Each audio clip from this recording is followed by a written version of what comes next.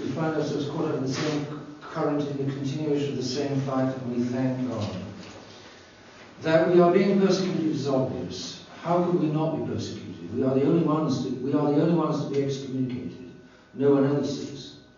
We are the only ones being persecuted, even in material matters. For example, our Swiss colleagues, Swiss priests of the SSPX, are being obliged again to do their military service. That is persecution by the Swiss government. In France, they are persecuting the Society's French district by blocking legacies from being handed over to the district. And this is in the attempt to stifle us by cutting off our income. This is persecution of such a kind as history is full of. It is merely continuing, and God works his way around it. Normally, our French district should have been stifled, and we should have had to shut down our schools, to close down all the institutions which cost us money. But that situation has now gone on for over 2 years, and Providence has allowed for our benefactors to be generous and for the funds to come in, so we've been able to continue despite this wicked persecution. Wicked because the law, the state of the law, is on our side. But there is a letter to the French minister from Cardinal Lustiger asking him to block our legacies, and this letter did not come out of nowhere. It was written under the influence of Monsignor Pearl. It is he, the mind behind it. He was all smiles when he came on the official visitation of the Society in 1987, but he was the evil genius of that visitation. He thought he had us where he wanted when he cut off our funds. So we must not worry, for when we look behind us, we are still not as unfortunate as those Catholics who were expropriated, driven out of their properties at the beginning of this century, who found themselves out on the street with nothing. That may happen to us one day. I do not look forward to it, but the more we expand, the more we will arouse jealousy on the part of all those who do not care for us. But we must count on the good Lord. We must count on the grace of God. What is going to happen? I do not know. Perhaps the coming of Elias. I was just reading this morning in Holy Scripture. Elias will return and put everything back in place. Et omnia restituit is the Latin who put everything back in place. He will restore all things. Goodness gracious, says the Archbishop, let him come straight away. I don't know. But humanly speaking, there's no chance of agreement between Rome and ourselves at the moment. But Rome, it was still a stick. Now Rome changes to the carrot, and then we think there's a chance of an agreement. But it isn't, because Rome is not changing its doctrine. It's a problem of doctrine, not a problem of carrot and stick. The Romans have got to abandon their false doctrine. Someone was saying to me yesterday, well, what if Rome accepted your bishops and then you were completely exempted from the other bishops' jurisdiction? In other words, what if Rome offered you a sweetie pie solution? Answer, firstly, the Romans are a long way right now from accepting any such thing, and then let them first make us such an offer, and then we'll think about it. But I don't think they're anywhere near making us such an offer. What has been up till now, the difficulty has been precisely they're giving us a traditionalist bishop. They did not want to. It had to be, according to the Romans, a bishop according to the profile laid down by the Holy See. Profile, you see what that means. It's impossible. They knew very well that by giving us a traditional bishop, they would be setting up a traditionalist citadel able to continue. That they did not want. Nor have they given a bishop to St. Peter's. When St. Peter's say they signed the same protocol at the founding of St. Peter's as we did in May 1988, it's not true. Because in our protocol of May 1988, there was one bishop and 2 members of the Roman Commission, of which their protocol had neither. So they did not sign the same protocol as we did, although they pretended they did. Rome took advantage of drawing up a new protocol to remove those 2 concessions. At all costs, they wanted to avoid giving the bishop away. And so we had to do what we did in June 1988. On the bright side, and this is the end. In any case, I am happy to be able to encourage you and congratulate you on the work you are doing. The complaints now are rare, and how many people write to me their gratitude for the work of the priests of the SSPX. For them, the SSPX is their life. They have rediscovered the life they wanted, the way of the faith, the family, the spirit they need, the desire for Christian education, all these schools, together with all that our sisters and fathers are doing, and all our friends who work together to continue tradition. All that is marvellous, given the age in which we're living. The people are truly grateful, they're deeply grateful. And so carry on the work and organise. I hope that little by little, our various communities will be able to increase in numbers so as to provide more and more mutual support for you all, moral and physical, so that you can maintain your present fervour. I wish to thank all the superiors for their zeal and devotion. I truly thank with the good Lord, I truly think the good Lord has chosen the society and has wanted the society. In November we reached the society's 20th anniversary, and I am intimately convinced that it is the society which represents what the good Lord wants, to continue and maintain the faith, to maintain the truth of the church, maintain what can still be saved in the church, thanks to the bishops grouped around the Superior General, playing their indispensable part of guardians of the faith, preachers of the faith, giving the grace of the priesthood, the grace of confirmation, things that are irreplaceable and absolutely necessary.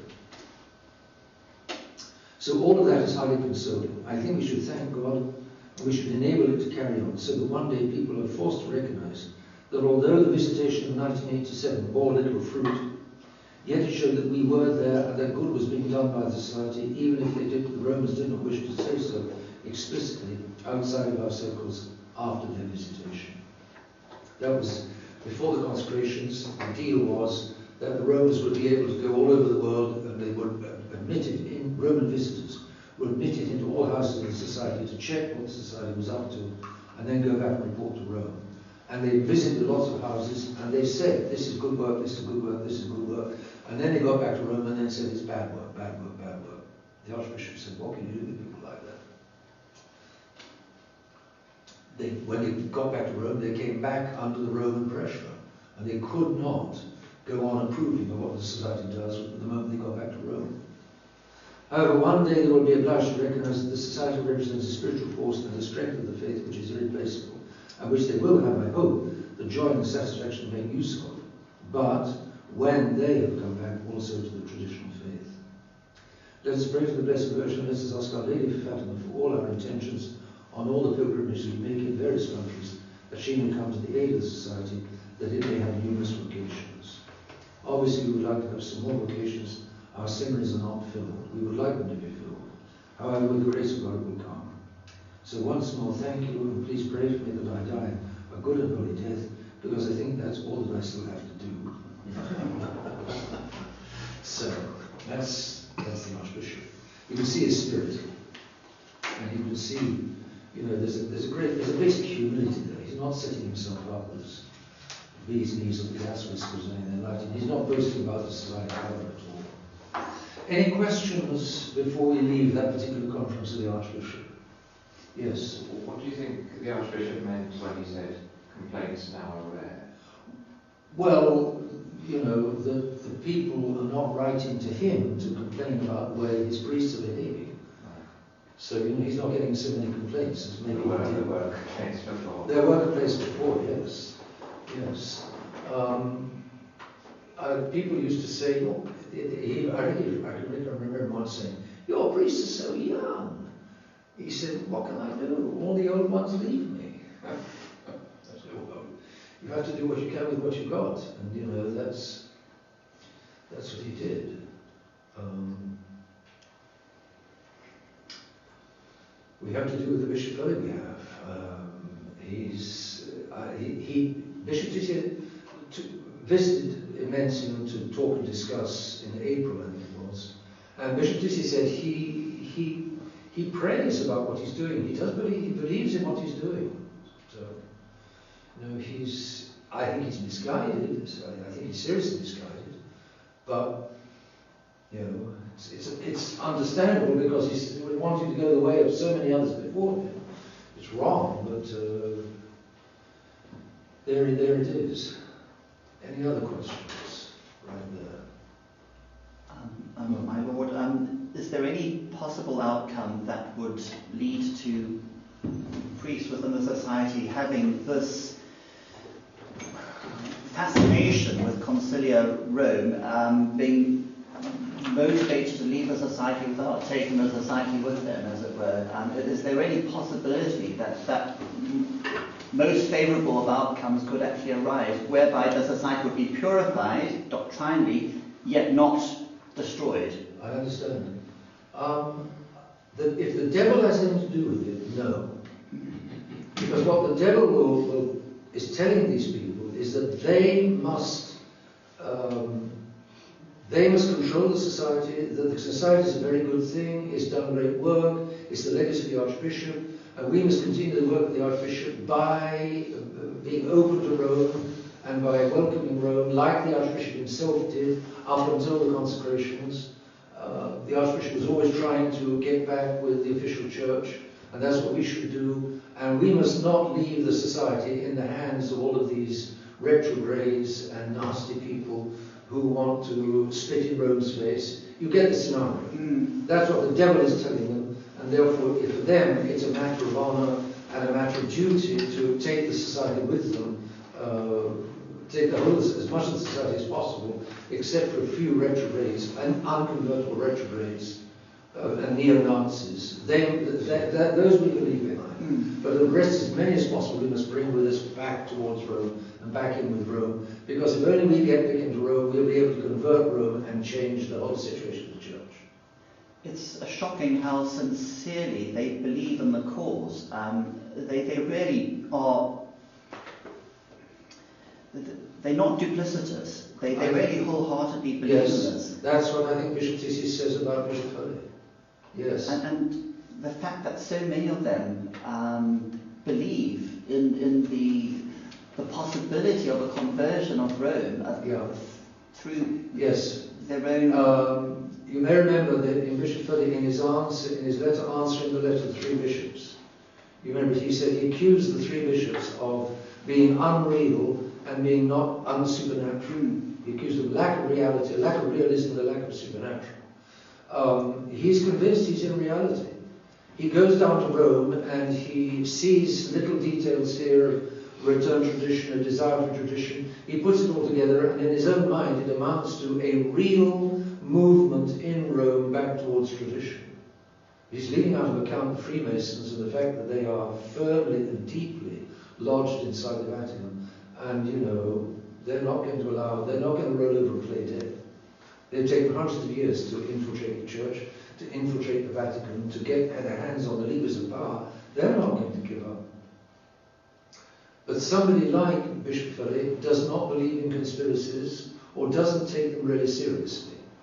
At one stage he did talk about Freemasonry inside the Vatican, but I don't think he still thinks that the Freemasons are very important inside the Vatican. I think he believes that, the Romans really do mean well, and it's not the Freemasons that are in control. I think a lot of people, they have problem distinguishing between Freemasonry, which they read about in books, and then imagine that we're all walking around in Masonic regalia and secret handshakes and secret passwords and all the rest of it. But when they meet these people in real life, they wouldn't know them from Adam. Yes. So they can't distinguish them by what they believe. Well, they don't know enough They about have to be dressed up. They don't know enough about Freemasonry. I did actually get a Masonic handshake myself when I had it on TV. Yeah. There's the photograph of Benedict XVI shaking the hand with Bishop Foley, and that's apparently a Masonic handshake. I think. On the wrist. Or thumb over the thumb, some folding somehow overall. I don't know. I don't know about these things, but some people say that was a Masonic handshake. I'm not sure. I don't know. Yes, Master Mason. Master Mason could be Christian Foley. How much influence does sort of national background have on the position of the society as it is? I mean, if, say, the majority of priests were Italian or the majority of priests were Japanese, I mean, to what extent do you think that affects? Well, national background influences a good deal. I mean, the English are bloody minded, so, they're always bloody minded. The Swiss tend to, they negotiate and they want to be neutral. They want to arrange things always so that, they stay out of the war or whatever. So there's an instinct of neutrality there. They're not lacking in courage, but they have an instinct of neutrality, the Swiss children. The French, St. John of Arc said they're light but generous. Still will translate léger mais généreux. They're not serious enough, but they are generous. So, you know, the French are sort of frivolous in a way. That was her description. You could describe the French in many ways. Archbishop Lefebvre was French, and there's a sensational. There's the French at their very best. At their worst, they're very nationalistic and narrow. At their best, they are completely international in the true sense, not in the Masonic sense, of big international. So the Germans are again different. They're a driving force wherever they are, whatever they do. And the German contribution to the finances of the church is very important. German and America, to a great extent, finance the church, apparently. So the national character certainly is important, yes. It's not decisive, but it's very important. And anybody who pretends to be international and doesn't love his own country is probably not. God created the nations. God made the nations different, and God does not want national differences to be destroyed or wiped out. He doesn't want nationalistic wars. He doesn't want people to be so proud of their country that they despise other countries. But he does want people to love their own, to love their home, to love their own people, to love their own land. That's the fourth commandment. So to be true to to have characteristics of one's country is absolutely normal. It's the opposite which is not normal. And to love one's own country is absolutely normal. But it's not decisive. What is decisive is the faith. And my Lord, on the diagram there, you write SSPX, 2 bishops going to the left. No, I haven't written 2 bishops going to the left. Yes, is that the said or something on the SSPX bishop? No, those 2 bishops are Bishop Castro and Archbishop Lefebvre. That's before this swing to the left. That's still on the straight and narrow. All right, that's Bishop Castro, Maya, and Bishop Archbishop Lefebvre. Those are the 2 bishops. All right. So you've got that one wrong. If you're asking the question about Bishop Garreta, I've got here. I do have, after all, the text of it. I was afraid I didn't, but I have it here. It's excellent. It's in French, but I can read it in English, more or less.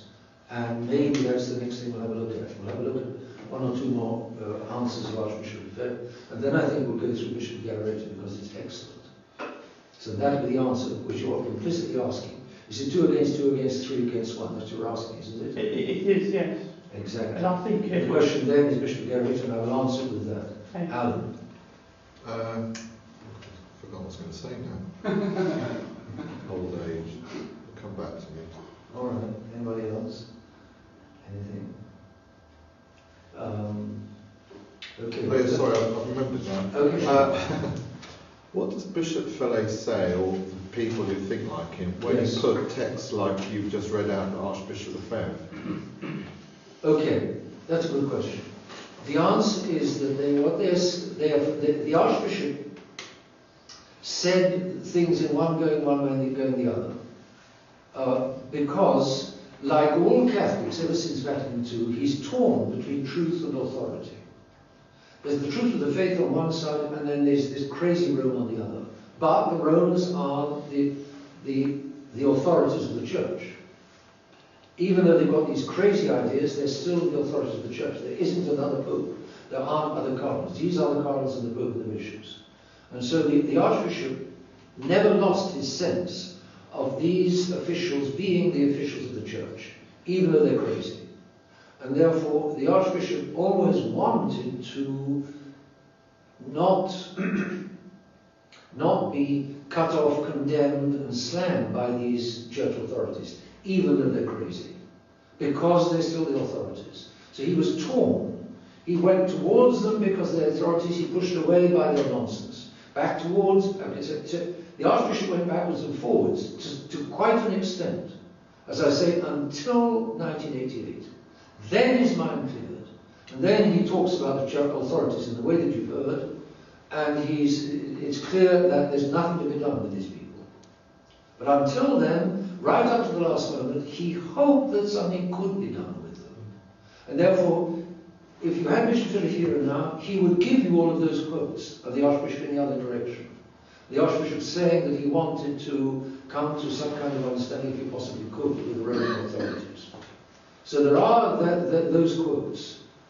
I don't think that, and what's behind them is that right up until the consecrations, right up until May, he still hoped against hope that Rome would behave itself, that Rome would look after tradition, that Rome would do something to help the society, to approve of the society, to look after the society.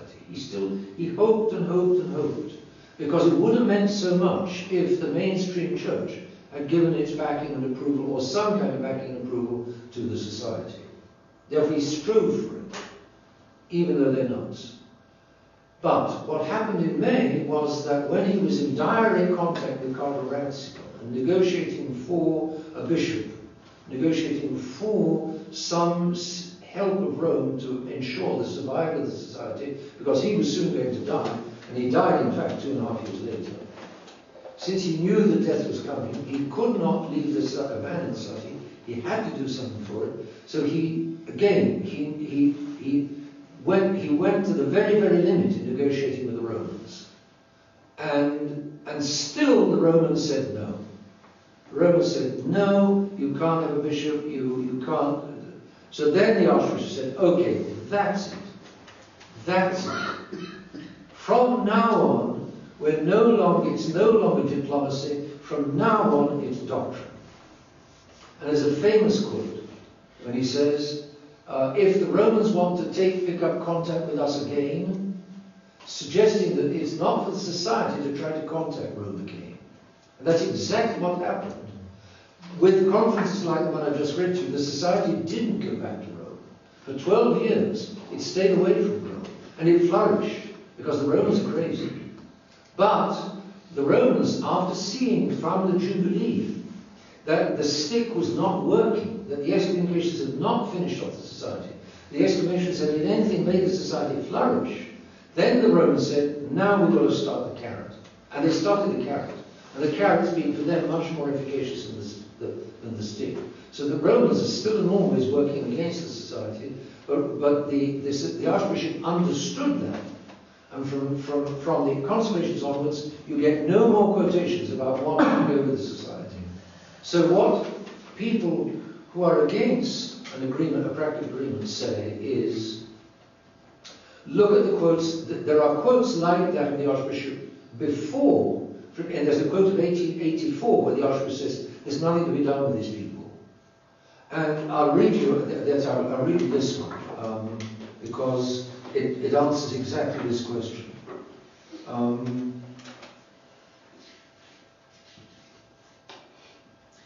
A question, why the consecrations? Question, perhaps this is the question being set to the Archbishop by his, in 1989, a year before the other one that I read to you.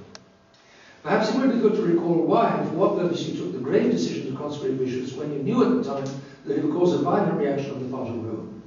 You accepted to run the risk of being excommunicated, of being dismissed as schismatic, because you wished to guarantee by these consecrations that the priesthood and the sacraments would continue to be handed on. Archbishop Lefebvre. It's a long answer, but it answers directly this question. Yes, obviously it was a decision that had to be prepared. The decision was not taken from one day to the next. For several years already, I have been trying to get Rome to understand that as I was advancing in age, I had to ensure my succession. I had to ensure that someday someone would take my place. One can't have seminaries and seminarians without a bishop. The people, too, have need of a bishop to hand down the faith of the sacraments, especially the sacrament of confirmation.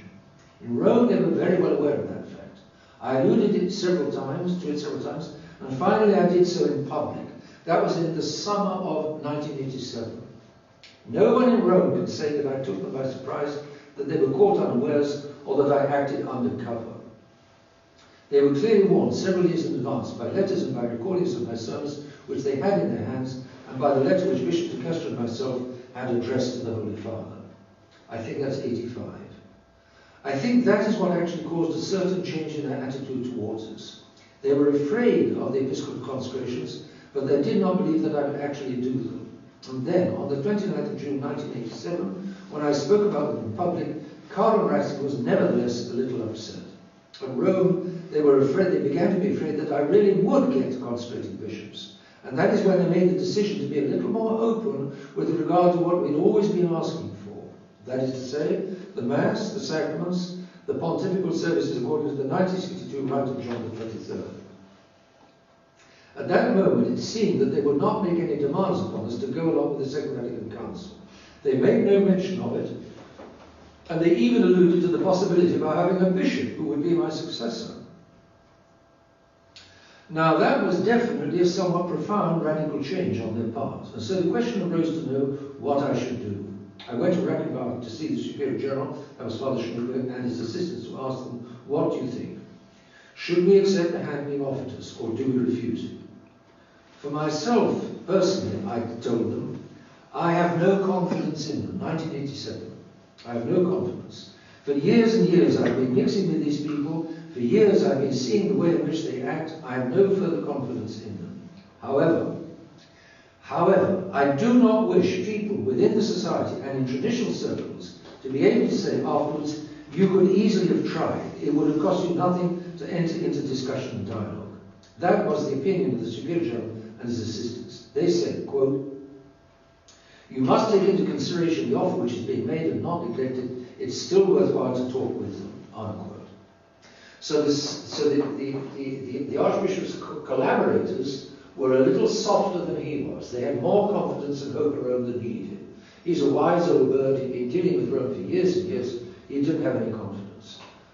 At that moment, I accepted to see Cardinal Ratzinger, and I insisted strongly to him that someone should come and make a visitation of the society. I thought that such a visit would result in the benefits of maintaining tradition being made clear at the same time that its effects would be recognized. I thought that that could have strengthened our position at Rome, and that the request that I would make to obtain several bishops and a commission in Rome to defend tradition would have more chance of succeeding. Very soon, however, 87, we realized that we were not dealing with people who are honest. We were dealing with people who are not honest. Immediately after the visitation, which took place, as soon as Cardinal Gagnon and Monsignor Bull got back to Rome, we fell under their scorn. Cardinal Gagnon made declarations in the newspapers which were incredible. He's a good guy, Canadian, good guy. But he's under that fierce Masonic pressure in Rome. Possibly the system in Rome is that you don't make anybody a bishop that you haven't got something on. Either women, preferably boys, and money. One of those three. And when you've got something on them, you can afford to make them a bishop, because then you can always put the pressure. You can always blackmail them. They said that there was a cabinet in Cardinal Sodana's office with what he had on every single bishop in the world. That's what's said. Se non è vero ben trovato. If it's not true, it's in accordance with the truth, with what is true. It's in accordance with what is true. Even if it isn't true, it's in accordance with what is true. Cardinal Gagnon made declarations which were incredible. According to him, 80% of our people would leave us if I went ahead with episcopal consecrations. We were looking for recognition, Rome was looking for reconciliation, and for our recognizing our errors. Those who had made the visitation of the society's houses said that, after all, they had only seen the externals. That God alone sees what is in men's heart, and consequently the visit was worth no more than it was worth. You see the trickery? The way the Romans are weaseling around. They make the visitation, they see the good fruits, they get back to Rome, and they start weaseling to get out of it to say that they're good fruits. In brief, they were saying things which did not at all correspond to what they had done and said during the visit itself. That seemed unimaginable. Just because they got back to the Vatican and came back under Rome's evil influence, they adopted the mentality all over again, and they turned on us and scorned us once more. What can you do with people like that? Cardinal Gagnon is a good guy, but then he goes and does that. He goes back to Rome. Okay, he's under blackmail. I understand. Soon after that, I think he left Rome, was out of Rome. You can understand these evil men, the evil men and Satan have got very considerable control, or almost total control. Well then, what can you do with these people? The Archbishop concluded you can't do anything with them. That's when he went ahead with bishops. And it's by staying away from Rome for 12 years that the society flourished. Then the Romans changed tactics and the whole thing started up again. I nevertheless went to Rome for the conversations, but without any confidence in their success. I wrote at the beginning of the month of January to Father Olagnier, I am convinced that on the 30th of June I will be consecrating bishops. It will be the year of the consecration of bishops because I really have no confidence. Nevertheless, I wish to go as far as possible in order to show what goodwill we had. That is when they brought up the question of the council again, which we don't want to hear of. A formula for an agreement was found, which was at the very limits of what we could accept. That was the protocol. Then they granted us the Mass and the Sacraments and the liturgical books, but concerning the Roman Commission of consecrating bishops, they did not want to accept our requests. All we could get was 2 members out of 7 on the Roman Commission, without the President, without the Vice President, and I obtained only 1 bishop where I was asking for 3. That was already virtually unacceptable. And when, even before signing, we asked when we would have this bishop, the answer was evasive or no. They didn't know. November, they didn't know. Christmas, they didn't know. It's impossible to get a date. That is when, after signing the protocol which paved the way for an agreement, I sat down and I thought. The accumulation of distrust and reticence impelled me to demand the nomination of a bishop for the 30th of June from amongst the 3 doses which I'd left at home on the 5th of May. Either that, or I would go ahead and consecrate. Faced with such a choice, Cardinal Ratzinger said, if that's how it is, the protocol is over. It's finished and there's no more protocol. You are breaking off relations. It's he who said it, not I.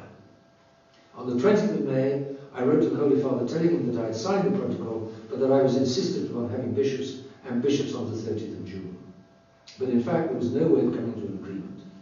While I was facing Cardinal Ratzinger with that alternative, and while he was saying that he would give us a bishop on the 15th of August, he was asking for still more dossiers in order that the Holy See might choose a bishop who would meet the requirements laid down by the Vatican.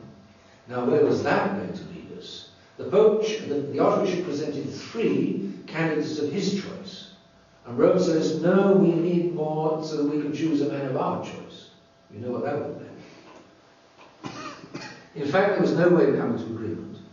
Realizing the impossibility of coming to an understanding, on the 2nd of June, I wrote again to the Pope, it is useless to continue these conversations in context. We do not have the same purpose.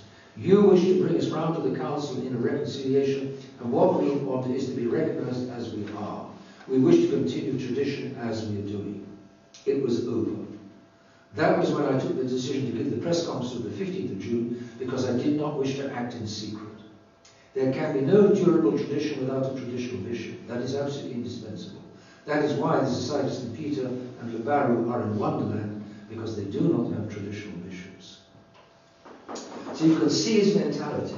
He went as far as he could with Rome, and actually afterwards, on another occasion, he said, I think I went even too far. He once said in public, I went even too far. What they say is in America that you go the full 9 yards. He went the full 9 yards to come to an agreement with Rome. Rome said it wouldn't work, it wouldn't fly. They wouldn't give him a bishop, and when it was a date of consecrating a bishop, no, August, no, there was nobody in Rome. The autumn, well, that's not possible because we have the November, no, it's Christmas, no. They obviously weren't going to give a bishop. And so the Archbishop said, they have finally proved that they are not going to look after tradition.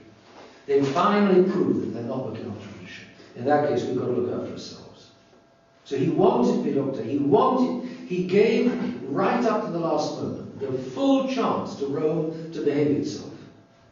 And that's where you get these quotes of his desire to understand with Rome, of his desire for recognition by Rome. That's where all these quotations come from. And that's the quotations now being used to say that we ought to go with Rome.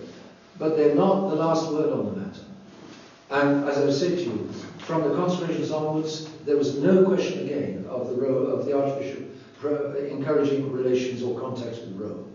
He then said, if they want to make contact with us, and this is the famous quote, if they want to make contact with us, then they must sign on to Pascendi, to the Silvers, to Quantacura, to Lamentabili. And if they don't want to backtrack on the essential matters of doctrine and the faith, then there's going to be no further contacts.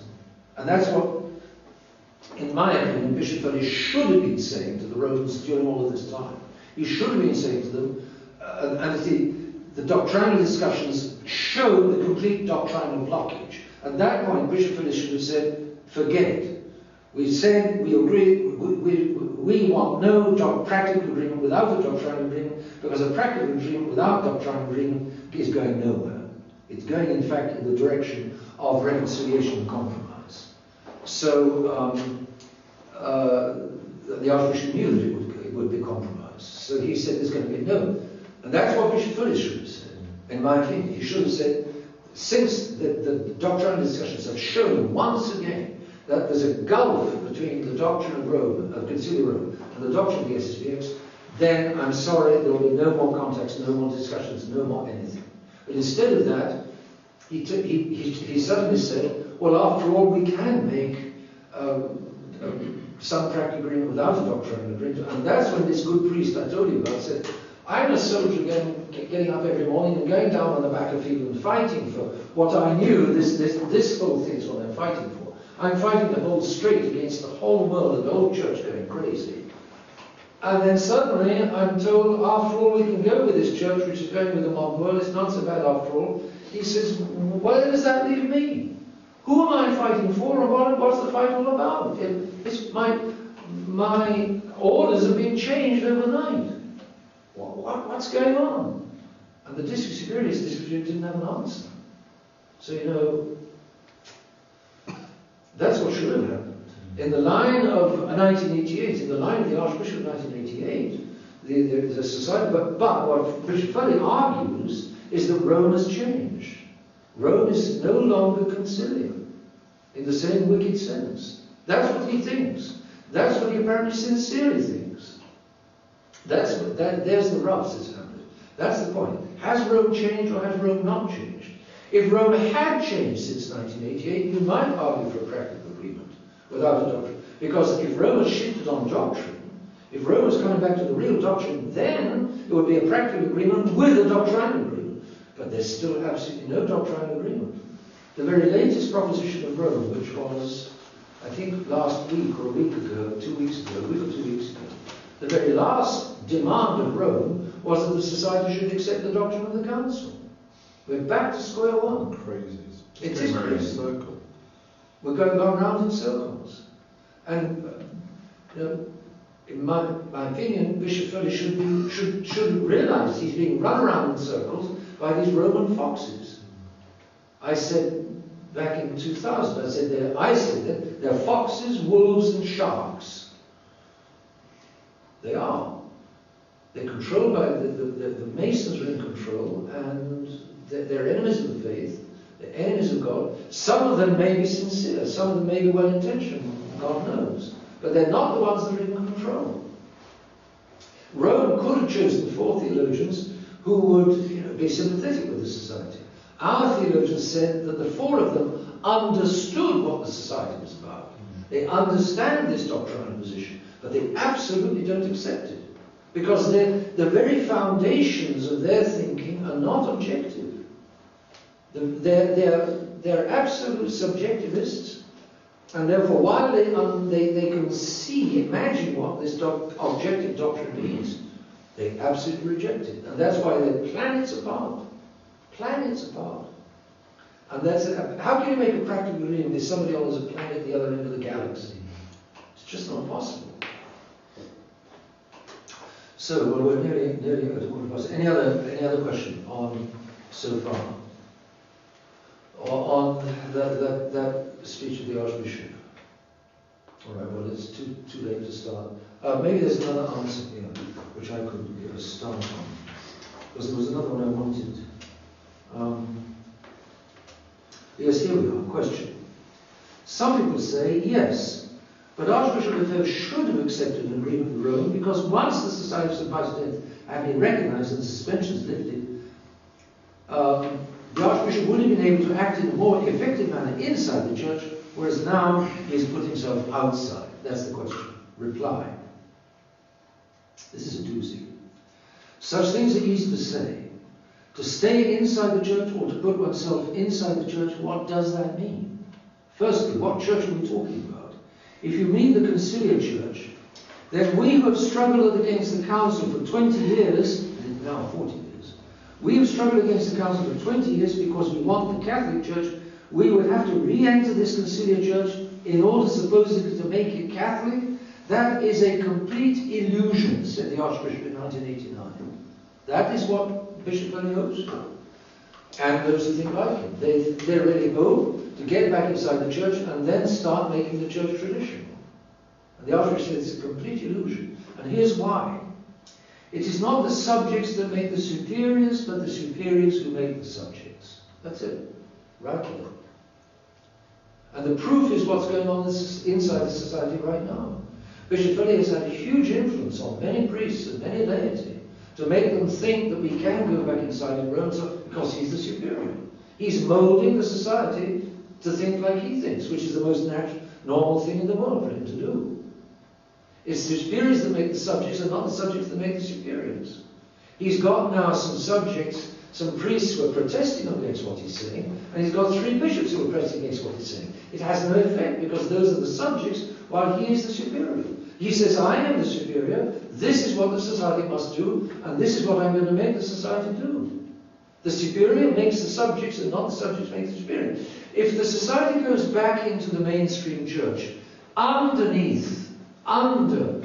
church superiors, even if it's only the Pope, it's still under them, and they will mould the society, and not the society mould the mainstream church. It's clear. He says elsewhere, it's another quote which I could find, he says elsewhere, to go back under the conciliar church is a sheer illusion. They have everything they need to strangle us, period. They have all the authority, period. Why do you want to go back into the church, mainstream church? Because they are the authorities. The authorities have the authority. If you put yourself under them, how are they going to use their authority to make you like them, to make you think like them, to make you obey them, to make you follow their line and not your own line? It's obvious. How can you put yourself under superiors who think differently and not expect them to try to change your way of thinking? And then the Archbishop adds, not only do superiors make the subjects of superiors, but they have everything they need to strangle us. And he goes on.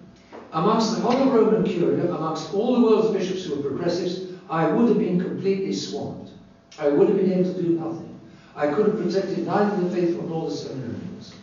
Rome would have said to me, quote, all right, we'll give you such and such a bishop to carry out the ordinations, and your seminarians will have to accept the professors coming from such and such a diocese. And of course, the seminaries are the growing point of the society. That's where you form your future priests. And therefore, every bishop who's concerned about the church is concerned about the seminaries. And Rome is concerned about the seminaries. And therefore, if we came under Rome, one of the first things that would happen is that Rome would start imposing certain teachers inside the seminaries. And those teachers would not be traditional.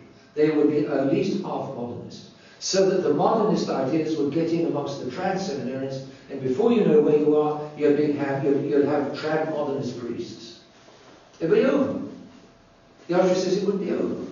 So to accept professors coming from such and such a diocese, that's impossible. In the Society of St. Peter, they have professors coming from the Diocese of Augsburg. Who are these professors? What are they teaching? That's it.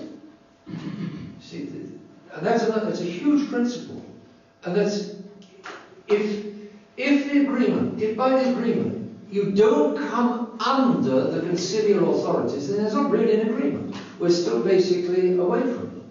But if you combine with them, you're going to put yourself under them. You're not going to presume that you're going in above the Pope. You'll be under at least the Pope. The Pope will be consulting with his cardinals and congregations. The Pope will eventually say one day, all right, this is no longer dependent upon me, you're going to deal with this through my congregation. You go to the congregation which is swarming with modernists, but you put yourselves under them.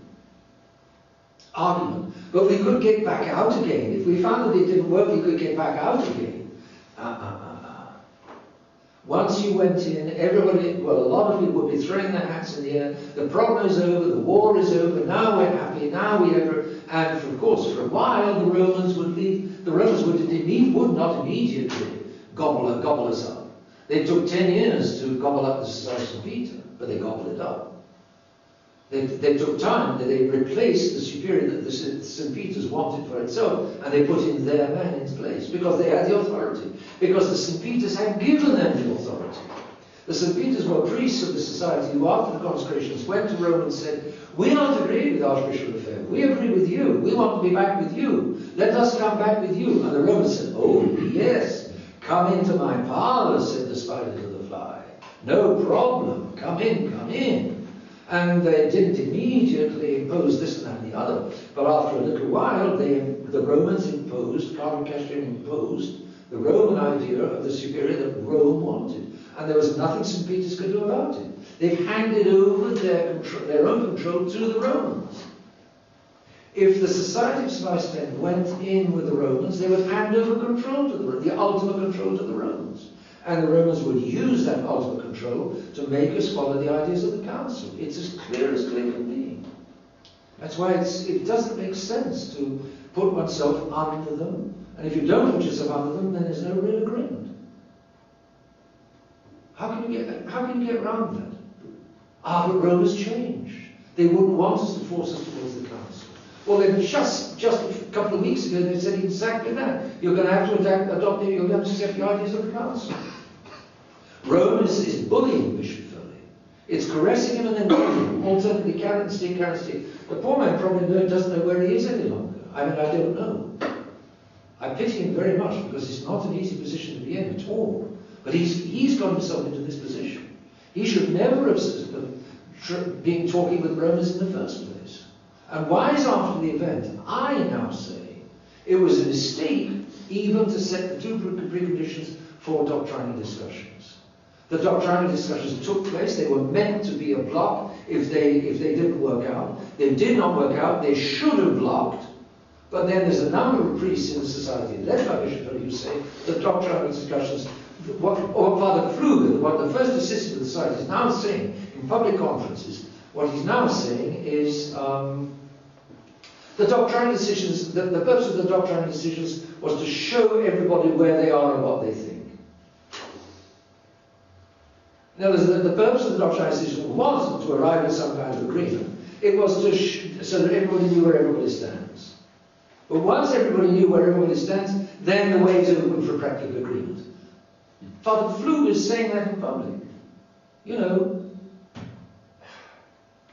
it's just a complete change of mind on part of the society.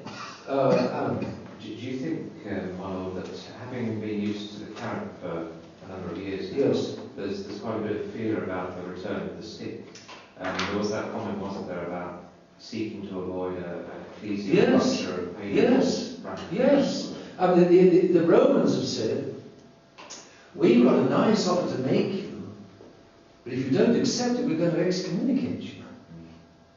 Honey bunch, I've got a lovely offer to make you, but I'm going to smash you to pieces if you don't accept. Is it really such a lovely offer when there's the stick? It's really such a nice carrot and there's the stick right behind it.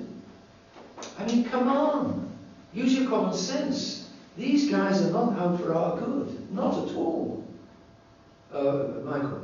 What was Bishop Foley's reaction, if you got to hear about it, from Father Lefebvre's warning about not accepting a deal or not making a deal under any circumstance? Ah, yes, that's the IBP, that's the Institute of the Good Shepherd. The Institute, because what happened recently, and most people probably know, the Institute of the Good Shepherd told us, or let loose in public, a recent document of Rome. Rome had recently visited at the end of the statutory 5 years. Rome approved, saying that at the end of 5 years we'll think again. The 5 years are up since 2006. I think this was last year. And so the Romans came along and visited, and the Romans said to the IBP, you've got to start teaching and counselling your seminaries, you've got to get together with the local bishop, you've got to get together, you've got to be nicey with the local conciliarist and so on and so on. I think the answer of somebody like Bishop Foley, I think the answer is, but that's only the IBP.